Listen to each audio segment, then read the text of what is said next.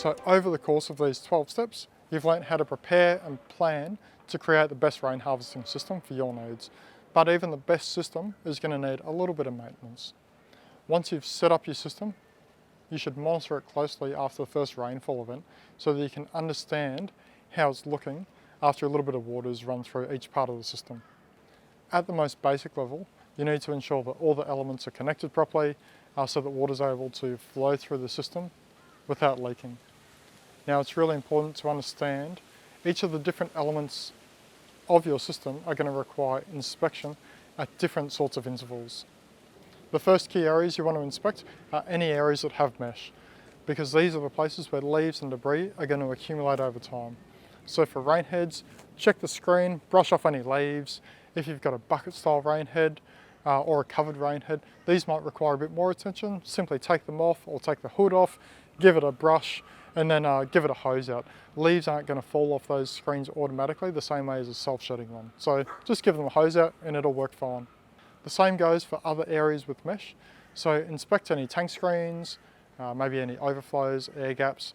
Just give them a backwash and brush them off where necessary. When it comes to your first flush system, you'll want to check the outlet for any accumulation of debris. Open the unit up to check the internal strainer, pull it out, give it a backwash.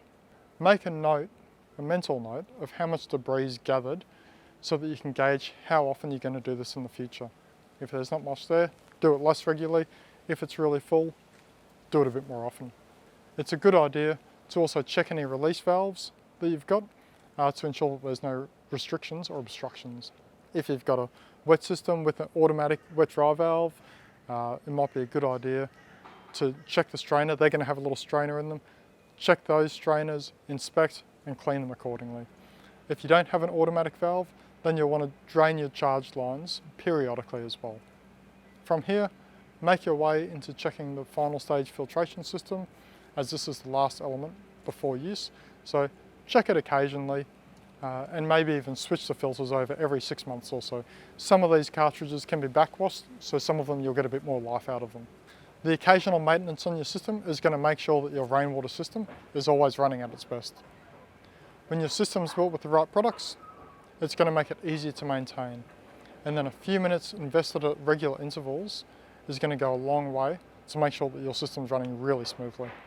Now, while this is individual to each property, it's recommended to do periodic checks more regularly after the initial months after installation, and then from there you can adapt based on those findings.